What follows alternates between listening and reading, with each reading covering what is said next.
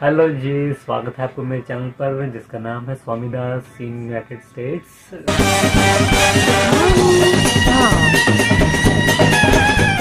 आज काफ़ी टाइम के बाद मैं ये वीडियो जो है लेकर आया हूँ। जब कहीं से सुनते हैं देखते हैं कि लोग अग्रसर रहते हैं ज़्यादा से ज़्यादा ग्रीन कार्ड के लिए कि मेरे को ग्रीन कार्ड मिल जाए, ग्रीन कार्ड मिल जाए। लेकिन ग्रीन कार्ड मिलने के बाद भी जो है वो कुछ भी यहाँ नहीं कर सकता। सोशल सिक्योरिटी नंबर जो है उसी से आप कोई जॉब अप्लाई कर सकते हैं, उसी से आप बैंक में अकाउंट खुला सकते हैं। यहाँ तक कि अदर आईडी बनानी है, कोई भी ड्राइविंग लाइसेंस, वो सब जितने भी जो काम है यहाँ पे टैक्स रिलेटेड, वो सारे सोशल सिक्योरिटी जो नंबर है उससे से होता है। तो आइए शुरू करते हैं वीडियो। दोस्तों, सोशल सिक्योरिटी नंबर जो है वो केवल और केवल फैमिली बेस्ड वीज़ा वालों को मिलता है, जो पीआर पे यहाँ पे आते हैं।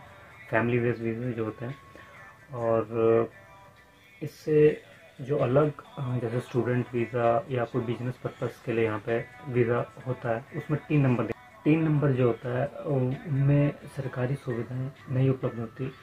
लेकिन जिनके पास सोशल सिक्योरिटी नंबर होता है उनको यहाँ की सारी जो जितनी भी सरकारी सुविधाएं होती है वो प्रोवाइड होती हैं। और अपने एक्सपीरियंस से मैं कुछ आपको शेयर करना चाहता हूँ उससे सोशल सिक्योरिटी से रिगार्डिंग, कि जब मैंने अपना वीज़ा अप्लाई किया था तो वो मैंने इंडिया से ही सोशल सिक्योरिटी के लिए अप्लाई किया था अपने फॉर्म के अंदर, कि ग्रीन कार्ड और सोशल सिक्योरिटी नंबर जो मुझे अपने आप जो है यहाँ पे जब मैं आऊँ तो मुझे वो मिल जाए। लेकिन यहाँ आने के बाद कुछ दिनों में, 1 महीने के अंदर ही मेरे पास ग्रीन कार्ड तो आ गया था, लेकिन सोशल सिक्योरिटी कार्ड मुझे नहीं मिला। तो जब मैंने ये कंफर्म किया कस्टमर केयर से, तो उन्होंने बोला कि आपका जो है नाम वगैरह नहीं है, हो सकता है कि वो थोड़ा लेट आए, पैंडेमिक का टाइम चल रहा है। तो मैंने 1 महीना वेट किया, 2 महीना वेट किया, 2 महीने तक अगर नहीं आया तो मैंने फिर दोबारा से कॉल किया, क्योंकि यहाँ पे सोशल सिक्योरिटी के जो ऑफिस होते हैं वो एक तो मेन हेड ऑफिस होता है, और जितने आपकी टेरिटरी आपके जो नियर अबाउट जो टाउन या एरिया से रिलेटेड भी आपके नज़दीकी भी छोटे ऑफिस होते हैं सोशल सिक्योरिटी के, आपको जहाँ जिस जगह पे जिस सिटी में जहाँ पे आप होते हैं वहाँ के ऑफिस में आपको कॉल करना होता है। और जब मैंने वहाँ कॉल की तो उन्होंने कहा आप हेड ऑफिस कॉल कीजिए। हेड ऑफिस जब मैंने कॉल की तो उन्होंने कहा आप फिर ऐसा कीजिए कि अपना जो कुछ डॉक्यूमेंट वगैरह या फॉर्म भर के वो सबमिट कीजिए आपके नज़दीकी जो ऑफिस है। तो मैंने यही अपना पासपोर्ट और अपने ओरिजिनल जो डॉक्यूमेंट है मेरे, अपना ग्रीन कार्ड पासपोर्ट के साथ मैंने जो है वो मेल किया, और फिर मुझे वो डेट मिली, मैंने अपॉइंटमेंट की, मैंने इंटरव्यू वहाँ फेस किया। उसके बाद कुछ दिनों में उस इंटरव्यू होने के बाद मुझे वो मिला, लेकिन मुझे तकरीबन पूरे 3 महीने के वेट करने के बाद मिला। तो ये मैं इसलिए बता रहा हूँ कि जो लोग अभी पेंडेमिक के टाइम अप्लाई कर रहे हैं, जिनका आने का बन रहा है, हो गया है, वो आना चाह रहे हैं इस पीरियड में, तो आपको हो सकता है कि वेट करना पड़े, लेट आए ना आए। तो सीधी बात यह है कि आप यहाँ पे आगे कंफर्म कीजिए आपके नज़दीकी जो ऑफिस है उसका एड्रेस क्या है, उसकी वेबसाइट पे जाइए, कंफर्म कीजिए और वो फॉर्म डाउनलोड कीजिए, फॉर्म भर के डॉक्यूमेंट्स साथ भेजिए, ताकि आपका जो सोशल सिक्योरिटी नंबर हो वो आपको टाइम से मिल सके। अभी मैं आपको वो पिछली वीडियो जब मैं अपॉइंटमेंट में गया था तो मैं वो वीडियो आपको मैं दिखाऊंगा कि ऑफिस में किस तरह का जो है वहाँ का एटमॉस्फेयर था। वो बिल्कुल एकदम खाली था, इक्का दुक्का लोग ही जो है इंटरव्यू के लिए आ रहे थे जिन्होंने अप्लाई किया होगा। बाकी उसके अलावा पेंडेमिक में कोई भी काम वहाँ पे नहीं हो रहा था, इवन कि वहाँ बाहर क्लोज का बोर्ड लगा था। नमस्कार, सत श्री अकाल, राम राम मित्रों। आज ये वीडियो बनाई जा रही है न्यू इमिग्रेंट्स के सोशल सिक्योरिटी नंबर को लेकर।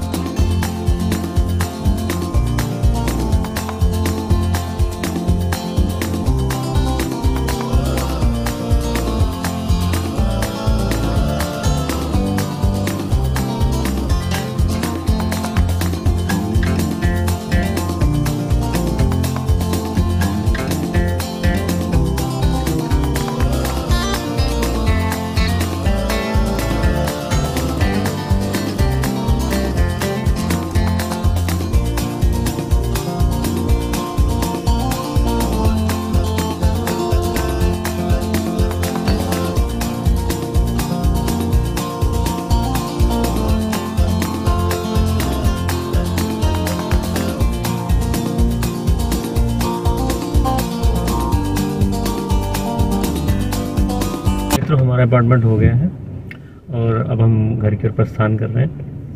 अब लगता है कि 10 दिन के अंदर या उससे पहले मेरा सोशल सिक्योरिटी नंबर जो है वो मिल जाएगा। और अब एक अहम जानकारी सोशल सिक्योरिटी को लेकर। सोशल सिक्योरिटी एक आपका नेशनल आईडी होता है और जो हर चीज़ से जुड़ा हुआ होता है, आपके बैंक अकाउंट, आपकी जॉब, आपका जो भी प्रोफाइल होता है। तो इसको लेकर जैसे अगर अब मुझे नहीं मालूम है कि ये डाटा कहाँ से लीक होता है। जैसे अगर आप बाहर से आते हैं किसी वीज़ा के प्रोसेस से, आपके पास स्कैम कॉलिंग भरपूर मात्रा में आनी शुरू हो जाती है। फ्रॉड कॉलिंग जो आपको सोशल सिक्योरिटी नंबर मांगने के लिए पूछती है, वो कुछ ऐसे बोलते हैं कि आप सोशल सिक्योरिटी ऑफिस से बोल रहे हैं, आप हमें अपना नंबर दे रहा है वो बताएं। तो इस तरह की जो कॉल है, मैं आपको बता दूं कि सोशल सिक्योरिटी ऑफिस कभी भी अपनी तरफ से एक भी कॉल करता ही नहीं है। आप पहले सोशल सिक्योरिटी कुछ दिक्कत है या परेशानी है, कुछ आपको चाहिए, तब आप उस ऑफिस को बोलेंगे, तब वो आपका इंटरव्यू लेगी या कुछ आपको रिवर्ट देगी। अपने आप से कोई भी ऑफिस आपको यहाँ पे कॉल करके सोशल सिक्योरिटी नंबर पूछेगा ही नहीं। सोशल सिक्योरिटी नंबर पूछने के लिए आपको मैं आपको एक अपना खुद का एक्सपीरियंस बताऊंगा। ये दिखा रहा हूँ कि एक महाशय हैं जो एक बड़ी ब्रांड कंपनी का नाम लेकर मेरा इंटरव्यू वो ले रहे थे और मुझे स्काइपे पे उन्होंने सोशल सिक्योरिटी नंबर भी मांगा। तो मैं समझ गया था कि ये फ्रॉड है। तो आपको ध्यान रखना है कि एक अपनी डेट ऑफ बर्थ और अपना सोशल सिक्योरिटी नंबर आपने कहीं भी, आपको किसी को भी नहीं, फ़ोन पे नहीं बताना। तो अगर आप खुद से एप्लीकेशन डाल रहे हैं सेपरेट फ्रॉम आपका जो इमिग्रेशन का फॉर्म है, तो आप you can just look up social security की वेबसाइट और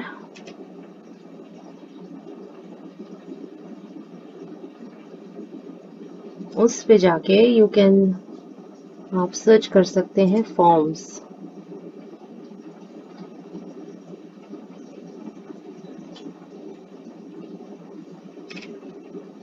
तो यहाँ आपको लेफ्ट में मिलेगा उनके वेबसाइट के होम पेज पे फॉर्म्स दिखता है। सबसे पहला SS5 application for social security card. तो बस ऐसे आप डाउनलोड कर लें और बस अपना ये इंस्ट्रक्शंस के अनुसार कंप्लीट करके भेज दीजिएगा। और इंस्ट्रक्शंस में वो आपको बता भी देंगे कि आपको क्या एविडेंस ऑफ आइडेंटिटी, एज देना होता है। और जैसे कि पहले मेंशन्ड है वीडियो में कि आपको ओरिजिनल भेजना होता है, फिर वो कॉपी बना के वापस आपकी ओरिजिनल आपको सुरक्षित पहुंचा देते हैं। थोड़ी सी हेजिटेंसी होती है, लेकिन इसके अतिरिक्त और कोई चारा नहीं है। हाँ, आप ऑफिस के अंदर जा सकते हैं, कर अभी तो फिलहाल पैंडेमिक चल रहा है तो वो अपॉइंटमेंट्स तो ऐसे देते नहीं हैं, और पैंडेमिक बंद हो जाएगा तो भी सरकारी दफ्तर है तो वहां पे लाइन काफी रहेगी। तो इजी है कि आप जस्ट मेल इन कर दें और फिर जब वो आपको बुलाएंगे इंटरव्यू के लिए देन तब तो जाना ही पड़ता है। पहली बार जब अप्लाई कर रहे होते हैं कार्ड को तो फिर उसके लिए तो फिजिकली अप्लाई करना पड़ता है, लेकिन अब सरकार क्या सुविधा कर रही है कि ऑनलाइन एक्सेस भी दे रही है। तो किसी को, जिनके पास ऑलरेडी कार्ड है, वो एक ऑनलाइन अकाउंट क्रिएट कर सकते हैं सोशल सिक्योरिटी एडमिनिस्ट्रेशन के वेबसाइट पर। उसका एक फायदा ये है कि अगर आगे चल के आपको social security card replacement needed है, कहीं गुम हो गया है, तो आप वो एप्लीकेशन ऑनलाइन डाल सकते हैं, क्योंकि वो नया एप्लीकेशन नहीं है, वो तो रिप्लेसमेंट का है। और दूसरी बात ये है कि हर वर्ष सोशल सिक्योरिटी सबको स्टेटमेंट भेजता है कि आपने पिछले वर्ष में कितना सोशल सिक्योरिटी के टूवर्ड कंट्रीब्यूट किया है। इससे क्या होता है कि आपको पता चलता है कि रिटायरमेंट के टूवर्ड आपने कितना वो